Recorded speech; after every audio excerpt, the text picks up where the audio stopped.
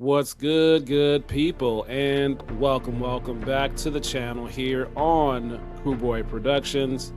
My name is BK, and this is the Silly Nerdy and Wordy Podcast, and this is episode 94, F1 the movie, my spoiler review. That is what I'll be getting into today. This Blu-ray. What's going on, everybody? Hope everybody is doing very well. Glad to be back with you, doing another episode for you. Hope you all are doing well. And I'm going to be talking about this Formula One, the movie. Now, I did see this film back in June of 2025. However, June and the summer was just very busy, and I was not able to get an episode done for this film, and so I was going to have to wait. And so I'm doing it now as a part of my Blu-ray series. So this film, I really enjoyed it, and let's get into it right away. It is directed by Joseph Kosinski, and his previous projects, just a few, include Top Gun Maverick, which was back in 2022. And he also directed Tron Legacy, that was in 2010. The cast of this film includes Brad Pitt, Kerry Condon, Damson Idris, and Javier Bardem, just to name a few. Now, overall, when I saw this film back in June, I really enjoyed it. It was just really good. It's probably one of the best films I saw all of 2025, and that's including all the comic book and Marvel and DC stuff. This was just one that was just above everything else for me, in my opinion. So I already have a couple of shorts out on this by the time you see this full review, but I'm going to talk about this film, and I really love what they did with this film. And to me, the goal of this film, what the director and everybody in the crew, what they wanted to do was show and display what the life and what it is to be a Formula One racer, but also just telling it within a story of this film. And so they did that with the access that they got and the partnership with Formula One, which I talk about in a previous short. But one of the things that just stood out to me right away is the score of this film, which is the original score is done by Hans Zimmer, and the sound of the Formula One race cars.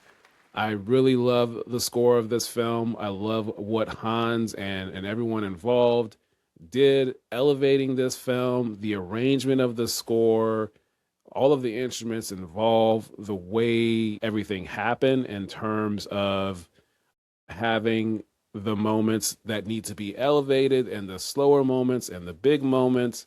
And then also, probably just jumping right to the end, but the very last race, the championship race that took place in Abu Dhabi, at the end of that race, when it was just Brad Pitt's character, Sonny, as he's racing towards the finish. I love what the director and the editor, as well as the composer, did for a brief moment or a couple of moments. What they did was they drowned out all of the dialogue, all of the noise, and the sound of the Formula One race car, and it just took all of that out, and you don't hear anything. You just hear the score a little bit. I would like to mimic the sound, but I'm not going to try to do it. But if you've seen the movie, you know what I'm talking about.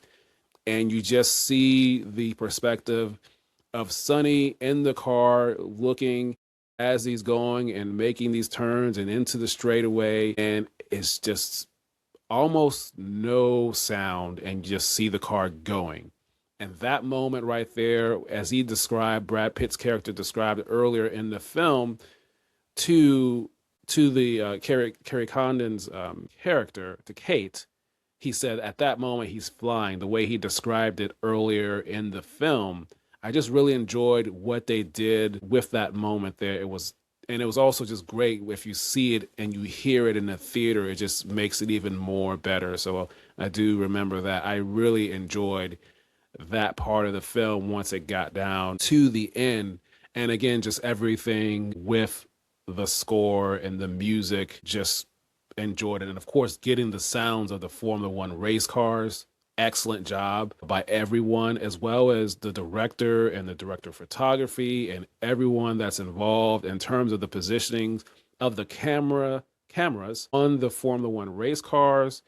Obviously, this director did Top Gun Maverick, and the way the cameras were positioned on those airplanes as well. He did the same thing for those airplanes, but doing it for a Formula One race car. So taking that tech and elevating it and developing even more and bringing that for the Formula One race car and getting the perspective of the race car driver.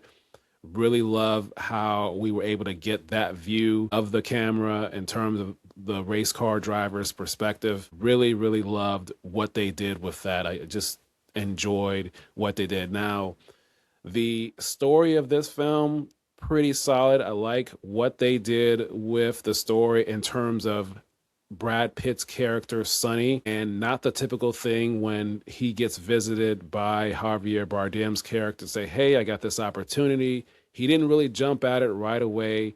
You know, I like what they did in terms of the development of that, showing what Sonny was in his past with, you know, in his younger days, and then showing what he's doing currently in that 24-hour Daytona race. And then you see they meet and they're having breakfast there. And for him to not jump at the chance to go do the Formula One race right away, he thought about it, where he declined it initially.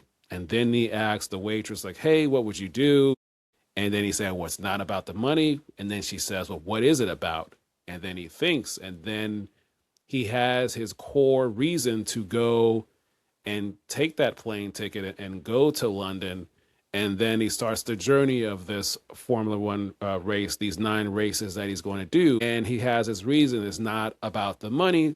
Of course, he does get paid. He is going to get paid. You know, the core reason of why you do things, for most people, a lot of people, it's not about the money, but you will get compensated. It is, as they say, you do what you're supposed to do and everything else will take care of itself. And so that's what I believe would happen in this film in the context of the story. And then he gets there and he has the test. And of course, you have that combative relationship in the beginning with Joshua Pierce and Sonny that continues for a while until the end of the second act into the third act of the film. So just loving that and just displaying the different aspects of Formula One, the actual Formula One racers that were involved and in this film, the owners, the team principals, so all of the different locations that they actually went to and filmed there. I just love what they did to get that real authenticity. And then also just the cast, the ensemble cast, I thought everybody did a really great job. No really standout moments. I thought just everyone played their role well. I think everyone was cast particularly well. And I love the journey of the story from the 9 races that we got to see and all the different locations. And every location had a different flavor in terms of the different racetracks. Just really, really loved what they did, getting the sound of the race cars, getting the cameras positioned the way they were positioned, as well as everything else. So this was just a great experience to see in the theater if you got a chance to see it back in June. But of course, if you have a really nice home theater and a nice sound bar, you'll get kind of recreate that experience in the theater to see this film.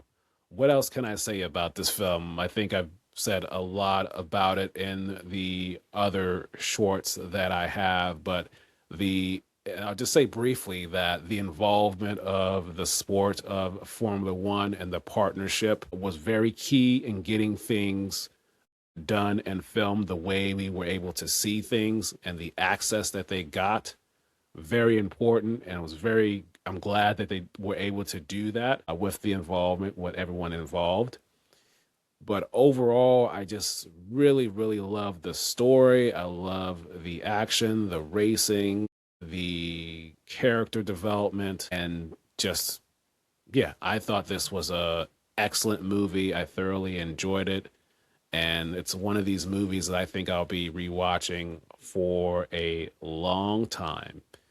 So I think that is going to be all I'm going to have to say for this film. Is very brief, but let me know your thoughts in the comments. Did you see this film back in June 2025? Did you enjoy it as much as I did? If you didn't enjoy it, let me know your reasons why you didn't enjoy it in the comments. And look out for some shorts that I'll have on this particular film. And subscribe to the channel here. Follow me on TikTok at NerdyPodcaster124. You can also follow the podcast. Just search for the Silly Nerdy and Wordy Podcast, and you can find it wherever you get your podcasts, on Spotify and Apple Podcasts and all the different podcast platforms.